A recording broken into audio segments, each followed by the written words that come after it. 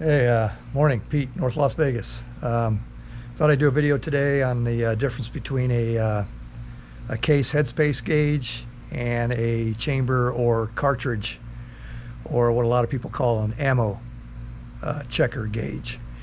And I happen to have one from L.E.Wilson 4223, and this is made out of brass.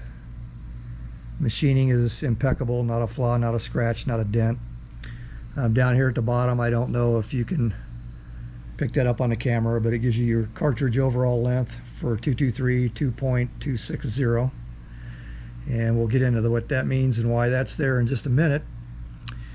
And then my case or headspace gauge from Dylan, and so I thought we would get into that. But before we get into the actual gauges, I thought we'd just go over some of the manufacturers that make the ammo checker. And some of the ones I found online are EGW, Hornady, JP Enterprise, L.E.Wilson, Lyman, and RCBS. There's probably more, but those are the ones I found the easiest. And the chamber gauge, this thing has like 10-15 different names. The manufacturers will call them one thing, and then the retailers will call them another thing. And so on the headspace gauge, it's either headspace gauge or case / headspace gauge. So there's not too many different names for that one. But this chamber gauge, I don't know. It's like kind of like they need to standardize on what they want to call it. But here's just a few of the different names that the gauge I showed you in brass is named. Ammo checker, chamber cartridge gauge, chamber case length gauge, cartridge checker, cartridge gauge, chamber gauge, match case gauge, and L.E.Wilson calls theirs the minimum dimension gauge SAAMI chamber. So it goes by many names, but they all do the same exact thing. Okay, so we'll get into the differences of the actual gauges, and I'm going to do some cartridge measurements just to show you and emphasize what one does versus the other. Okay, so I think we'll start off with the headspace gauge, and you can see that this once fired piece of brass will fit into this headspace gauge. And as far as I know, this is pretty much true of any headspace gauge, that a fired piece of brass will fit. So a headspace gauge does not tell you whether your dimensions are in SAAMI spec.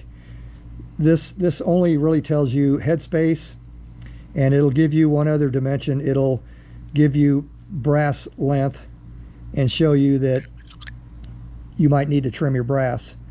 Right now this is flush, even though it's once fired, but after I resize this in a full length size die, it will stretch the brass, and this will stick above flush, and it will show me that I need to trim. But right now it's not showing me that, and it's not quite flush on the head spacing either. So that's another indication that this particular once fired needs the full treatment. Okay, so here's the chamber gauge. This basically simulates a SAAMI rifle chamber, and because it's once fired, it's not going to fit in here because this has been stretched. It's dimensionally not the same and has not yet been resized. So that's your primary difference between a chamber gauge and a headspace gauge. Now, the other thing this chamber gauge will do for you, and this is a fresh factory round, it's not reloaded, but you can see that fits nice and flush. The other thing a chamber gauge will do is it will let you know if you've exceeded the cartridge overall length. So you can put this on a flat surface and then see if you're still flush. If you're still flush on a flat surface, then this round meets the cartridge overall length of 2.260. So that's pretty much all this does for you. And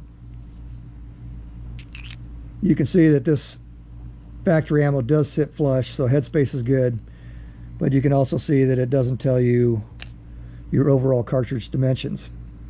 So this one does some things that this one doesn't, and vice versa.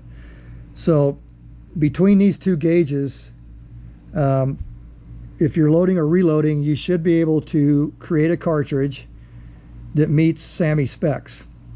Now, once you've loaded or reloaded a cartridge to SAAMI specs, this should fit any AR rifle and load, go into battery, and eject, and do it safely, so long as all the other considerations have been met: powder charge, bullet, primer, seating, all that kind of stuff.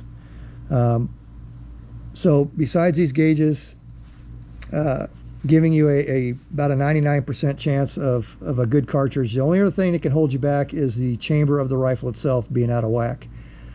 So if you've got a good rifle chamber and you've used both of these gauges, you should be able to create a good round.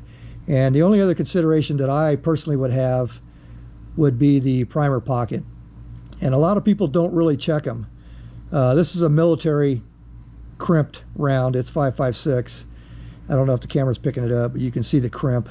So this pocket will have to be swaged or cut with a primer cutter or uniformer to satisfactorily put a new primer in here.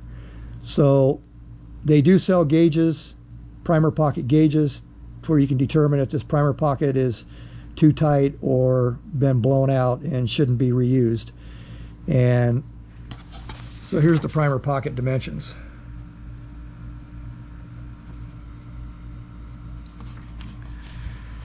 So like I said, to load the SAAMI specs, these are the primary considerations. I mean, other than powder charge and some of the other things, I'm just talking about cartridge dimensions. Now, if you're a precision reloader, that's a whole different game.